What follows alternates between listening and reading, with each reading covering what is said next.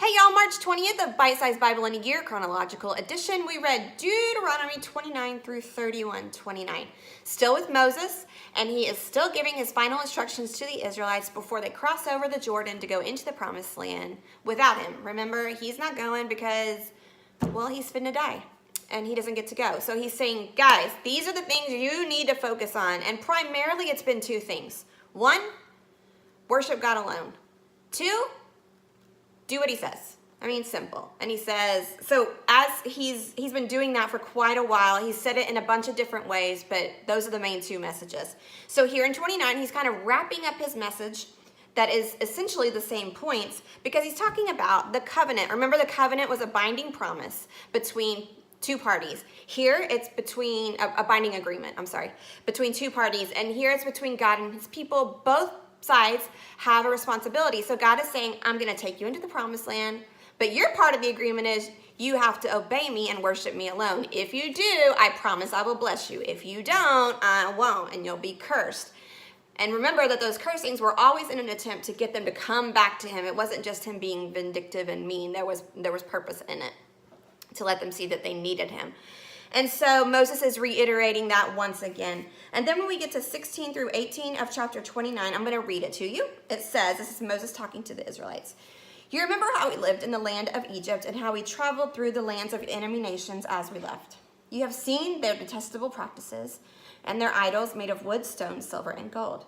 I am making this covenant with you so that no one among you, no man, woman, clan, or tribe will turn away from the Lord our God to worship these gods of other nations, and so that no root among you bears bitter and poisonous fruit.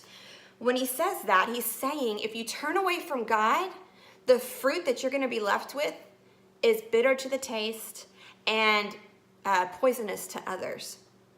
And it made me think of Galatians 5:22, and it talks about when we walk with God, the Holy Spirit in us produces the fruit of the Spirit, which is things like love and joy and peace, patience, being kind to others, being gentle with others, being faithful to God, kindness, gentleness, self-control, having self-control. And so when we walk with God, we have those kinds of fruit more. But if we turn away from God and our whole life is focused on something else that is not God, here it's talking about if you worship something else, that could be a million different things, the fruit that you're left with is bitter to the taste and poisonous to others. And so today I go, okay, so we're going to produce fruit of some sort. It doesn't, there's no you're never going to produce fruit. We're always producing fruit. The question is, what kind of fruit do we want to produce? Do we want to produce fruit that is bitter to the taste and poisonous? Or do we want to produce fruit that is good and sweet? And the key to that is, who are we spending our soul on? If we're spending our soul on God, getting to know him, good fruit. If we're spending our soul on other things, bad fruit. So we have to make that choice. And he goes on to say that in chapter 30. He says in verses 11 through 20, he uses the word choice or choose 5 times. So he's saying this life lived with God is a choice and you have to keep making it. But he also predicts that they're going to disobey. And I love that in that chapter 30, he starts it off as God calling for them to return to him, saying that he's standing there with open arms. And this is an Old Testament description of what Jesus teaches through the parable of the prodigal son. It's the son who leaves his father, and the father is always waiting for him to return. That illustrating that that's the heart of God. So we see it in the Old Testament and the New Testament. The heart of God is for us to always return to him, get back into relationship with him. No one is too far gone. No one is too old or too sinful or whatever. He came for everyone. The worst of the sinners. He came for everyone. And so if that's you today, he's calling your name and asking you, come to me, come back to me, or come to me first, for your first time. Because I'm here waiting with open arms, and he does not shame. He's not going to be like, what took you so long? No, he's going to say, I'm so happy to see you. Return. And then in chapter 31, we see Joshua become the leader, and God says 3 times, do not be afraid, be strong and courageous because I am with you. And he says it 3 more times in the beginning of Joshua, which we'll read later. So Joshua's call was scary, and our calls sometimes feel scary. When God's asking us to do something, it can feel very scary.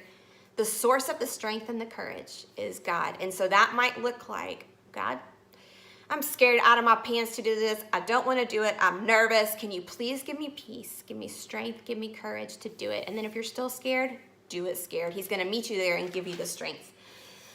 Then it ends, chapter 31 ends with, telling Moses that, you know what, these people are going to disobey me and it's going to be bad. The end. And Joshua is there too. And so I'm sure Joshua's like, oh, goody, I get to lead these people while they're doing that. And I just thought how discouraging that must have been for them.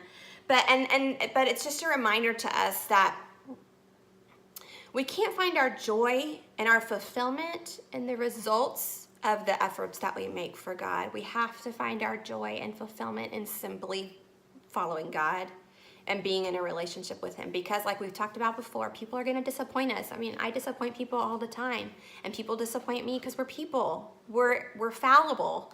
And so we can't find our joy in the results of what we're doing. We have to find our joy in simply being with God. And if that is so like counterintuitive, like that doesn't make sense, because we are results-driven people. But Jesus is countercultural. He's counterintuitive. So we want to go to him and say, I'm putting too much stock in the results, like, of what I'm doing. So please help me to just find my okayness and my joy in simply walking with you and doing your will. All right. Okay, so March 21st is Deuteronomy 31:30 through 32 and Psalm 90. We get to read a psalm because it was written by Moses at the end of his life. Deuteronomy 31:30 through 32 and Psalm 90. And I will talk to you about that tomorrow. Fare thee well.